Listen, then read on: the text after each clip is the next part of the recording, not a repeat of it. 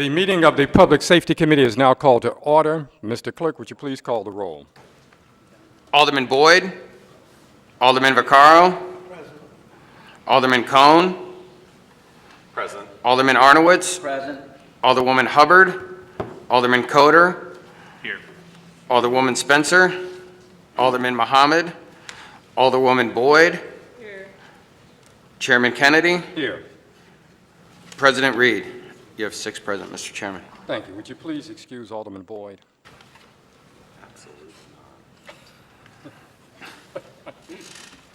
We have here today the mayor's recommendations for the Civilian Oversight Board. We'd ask that you come forward. We have Ms. Heather Highland and Ms. Jane Abbott Morris here with us. They are presently members of the Civilian Review Board. The mayor is recommending that they be reappointed. As you see, we have a little different setup today. We want to show our appreciation to you for volunteering to be up on this board and putting all the hours that it takes to do this work. It is our pleasure to have you here before us. This is the Public Safety Committee. The way the ordinance reads, the committee has to affirm the mayor's appointees for them to actually take the seat for the Civilian Oversight Board. Before all the members, you have both their resumes and Section 3 of the ordinance that deals with the appointments. The Civilian Oversight Board is made up of 7 members. There are 7 districts that were created by the ordinance. Each district has 4 wards in it. And so aldermen can recommend names to the mayor. Out of that, the mayor could select someone or someone altogether different and then recommend it back to the Board of Aldermen. And it comes before the Public Safety Committee for review. If it passes here, then it goes to the full board for final passage. If you would take a moment and just talk to us a little bit about your background and your experience as being a member of the Civilian Oversight Board. They have been there since the beginning, so they can tell you all the trials and tribulations it took to get to this point today. So if we would start with Ms. Highland. Sure. Okay, you're speaking to you can pull the microphone to you. My name It does pull down. Okay. So my name is Heather Highland. I originally started on the board. I lived in the 25th Ward, and I was in District 6. I recently moved to the 8th Ward, and I'm now in District 4. I am an attorney. I practiced family law and criminal defense in both St. Louis City, St. Louis County, and the surrounding areas. I am also a municipal court judge in St. Louis County for the cities of Elda City and Floridale Hills. And then in addition to that, I also volunteer for the Office of the Chief Disciplinary Counsel. That's the body that disciplines attorneys. And I act as a panelist, a hearing officer, when there are attorneys who need to have hearings regarding whether they violated Missouri ethics. So that's what I do on a weekly basis. Keeps me pretty busy. Being on the board from the start has been a very interesting experience. Obviously, we started with nothing. We took a lot of time promulgating our rules and trying to figure out our forms and what works for us. And that was a really good experience. I think having attorneys on the board also sort of helped move that process along. Our executive director is Nicole. She's very good at, very organized, very good at getting things done. So my experience on the board, I guess there's several things. I think one thing that surprised me is how many complaints we get where the complainant fails to follow through. We end up dismissing a lot of cases because we get people file complaints, and we send certified letters, try to call them, leave messages, and they just don't follow through, and we end up having to close their complaint. And that's really quite disappointing to me, that people find it serious enough to file a complaint but then don't follow through with that. Another issue we've sort of had is dealing with individuals who are charged with crimes. And where the problem comes in is the police department's ability to use their statement against them. So we've had several instances, especially when there's people who are confined and they're charged with very serious charges. They file complaints. Some of them are very serious complaints. And then when the police department then goes out to contact them, they first contact their attorney, as they have to, because they have an attorney, and the attorney generally says, you know, they're not going to make any statements, they're not going to violate their Fifth Amendment right to not make any statements. We did have one situation where the individual did make a statement with the attorney, and the police department then provided that statement to the circuit attorney's office. And that has been an issue we have sort of struggled with, how to handle those types of situations. Because if we were to sort of delay or toll the case and say, okay, well, we'll wait till their case is resolved, you know, when they are available to make a statement, well, then it's hard to contact them, because then where do they go? You know, some of them go to Missouri Department of Corrections, they go to Potosi, they go to Bonne Terre, you know, they're sort of unreachable. So that's kind of been an issue that we've had. And then I guess finally, we do have mediation, and mediation is free. And we have had a couple people resolve their cases through mediation. And I wish more people would use the mediation. Now, there's some cases obviously are not suited for mediation. They're very serious. But there are other cases where I think that there just needs to be a dialogue. You know, the citizen needs to tell the police officer, when you did X, Y, Z, this is how it made me feel. And then maybe hear from the police officer where they say, well, our special orders or our rules say that I must respond in this manner, or I apologize for how I made you feel. And I think that a more open dialogue in that way would help people feel a little better or understand more each other, both police officers and citizens. And although we have some people that say they would like mediation, when it comes to that, they end up not doing it. We've only had a couple cases. And I do wish that that was an option more people would explore, because I think it would give everybody both sides of the equation. Thank you. Ms. Morris? Hi, I'm Jane Abbott Morris. My background is in human resources. In fact, I got my basic training here at the City of St. Louis Department of Personnel for 14 years. I also worked at the Civil Rights Enforcement Agency. And based on my experience in HR and EEO, I decided to start my own company in 1999. And I'm an HR consultant. I specialize in EEO, Equal Employment Opportunity Investigations, Counseling, and Training. Most of my work is done with the federal government, and then whenever I get projects within the state, mostly the state than the city. Personally, all my life I lived in the city of St. Louis. I've been involved in a lot of different organizations. Human rights and civil rights has always been my interest and passion, and that's why I kind of swayed towards EEO in my professional experience as well, because of my dedication to just try to help people work through obstacles as it relates to civil and human rights. The Civilian Oversight Board is something that I also take pride in, because I'm pretty well known in the community, and because of my professional life in civil rights and my personal experience in the community, I felt I was a well-balanced person for the Civilian Oversight Board. And as I said, I take my community very seriously. I love the city of St. Louis and have been here all my life. As far as being a member of the Civilian Oversight Board, I think that we're doing an excellent job. Nobody really knew what to expect, but I think we work well together as a board. I don't want to say the same things that Heather said, because she was right on point about some of the things that she said, that the obstacles that we've been facing. But we started together. We've kind of built a foundation. We've gone through policies, procedures, working with you, working with the Director of Public Safety, working, of course, with the mayor then and now. And it's been a growth process, and we're just at the point of really saying, okay, we have a pretty good foundation. It's always going to be developing as things occur, but we feel much better than where we began. And as a group, we work well together. And that's a delight. You never know when you're with a bunch of strangers how that's going to turn out.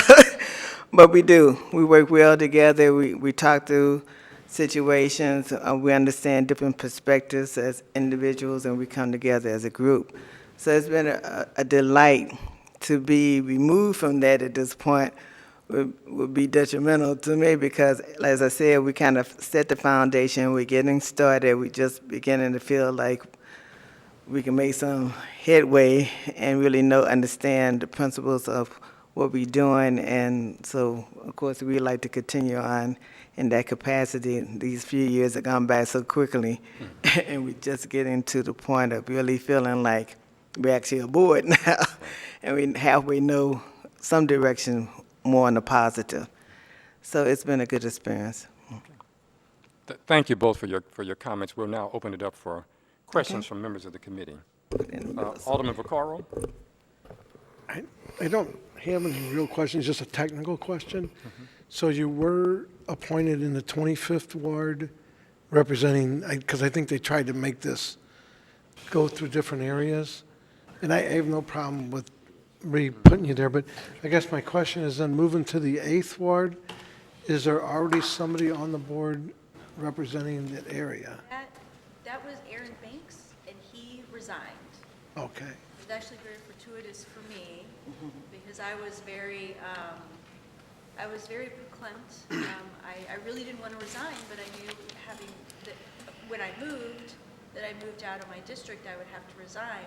And then it happened that he resigned around the same time, and so I had applied then to take his position and then resign my position in District 6. Okay, yeah, and I have no problem with either one of you. I was just curious from a technical, because I know it was all laid out.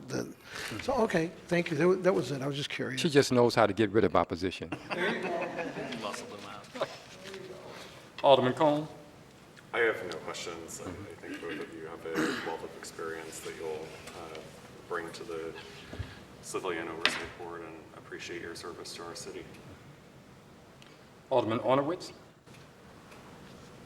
I actually have no problem with reappointing the two appointments. Just a couple things, though. We spoke briefly. So I know you were able to experience one ride-along, which you need to be out there and do more than that, and I hope the board moves that way. You can see a lot of things on the streets when you're actually out there. The other thing is the Civilian Review Board. Do they send you to classes for scenarios on the street? So we did take. Would you use the microphone there? Just pull it up. So before we could even start our board, we took the citizens class at the police department. So we did 4 hours every Monday for 12 weeks, I think. And so we did simulated training, we took classes, we learned special orders. That's how we did our ride-alongs. So we did all of that. It was pretty intensive. It was kind of like a. I mean, it's a different world when you go through them simulations. Yes, no, it is. It's really, but no, and I appreciate what you do. And then the last thing, you both said that people agree to mediation, then they won't show up. I'm just guessing myself, and I don't know what the complaint was. Do you think a lot of times that people don't show up for mediation and follow it through is because maybe they realize at the heat of the moment there really isn't something there, or not mediation, but people who doesn't pursue it further? I guess depending on maybe what their charge is too and whatever, but I think he's done an excellent job, and I appreciate his being there, and I have no problem with the reappointment. Thank you. Alderman Kotor? No questions.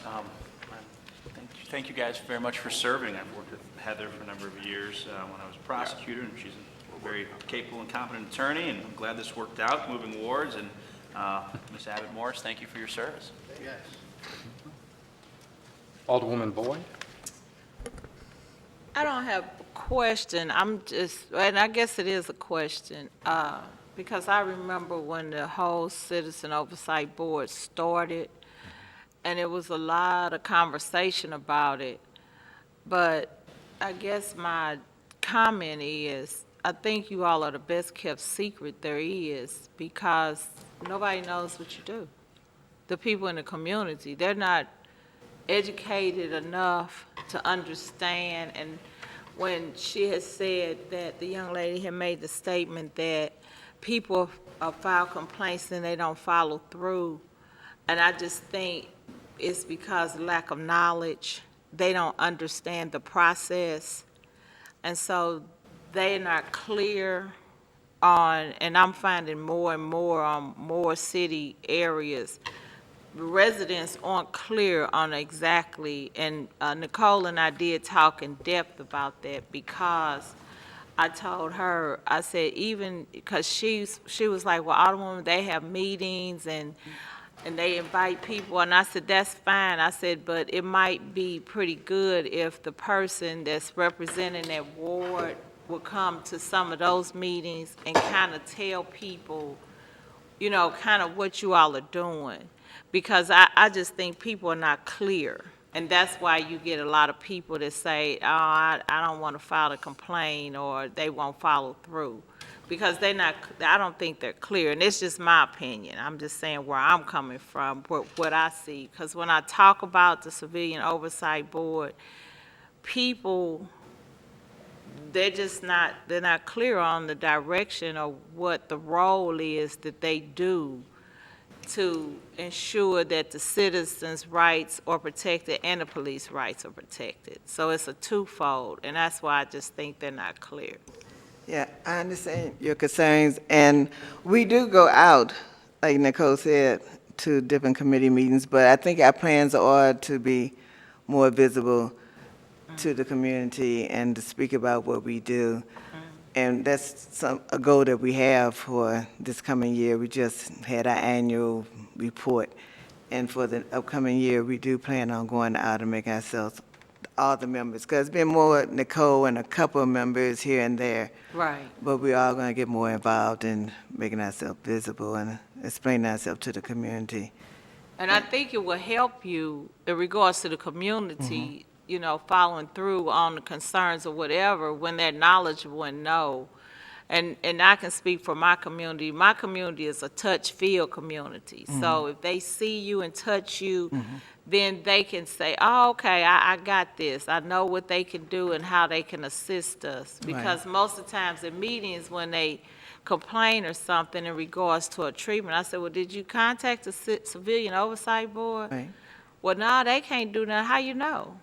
And then it will help us also to understand where the community is coming Right. from, how they see things, and Right. what their concerns are, even more so without the complaints, just understanding how they look at us Right. and what are the issues in their community. So we understand that, so we plan on going out more. Okay. And I think you all are doing good. The reason why I'm saying you're doing good, because you're standing firm. You've been holding on a long time. So congratulations. Thank you very Thank you. much. Are there any other questions or comments from members of the committee? I just want to point out, there were several iterations of the reappointment letter, and this, I don't believe, is the most current one, as it states that, you know, Ms. Heather Highland resides in the 4th Ward representing District 4, when she resides in the 8th Ward representing District 4. So I just want to make sure that, you know, when we make the motion, the letter was corrected, but this is not, I don't believe, the most recent version of it that we have before us. I'd be happy to make a motion to the. Sure. So I move that this committee accepts the appointments of Ms. Heather Highland, who resides in the 8th Ward representing District 4, to a term that will expire December 31st of 2021. Second. And the appointment of Ms. Jane Abbott Morris, who resides in the 6th Ward representing District 2, whose term will expire December 31st of 2021, to the Civilian Oversight Board. I'll second it. Then moved and seconded that we accept the nominations or It's been- appointments from the mayor. It's been moved and seconded that we accept the nominations from the mayor, the two nominations for the Civilian Oversight Board. Is there any discussion on the motion? Seeing no discussion, Mr. Clerk, would you call the roll? Alderman Boyd, Alderman Vaccaro. Alderman Cohn, Aye. Alderman Arnowitz, Aye. Alderwoman Hubbard, Alderman Coder, Aye. Alderwoman Spencer, Alderman Mohammed, Alderwoman Boyd, Aye. Chairman Kennedy, Aye. President Reed. You have 6 aye votes, Mr. Chairman. By your vote, we have adopted the motion to accept the mayor's nominations. Congratulations. I don't know if we should congratulate you or not, but certainly take with you our appreciation for your stepping forward and doing this work on behalf of the city and the citizens of the city of St. Louis. Thank you very much. Thank you. And with that, that adjourns our meeting.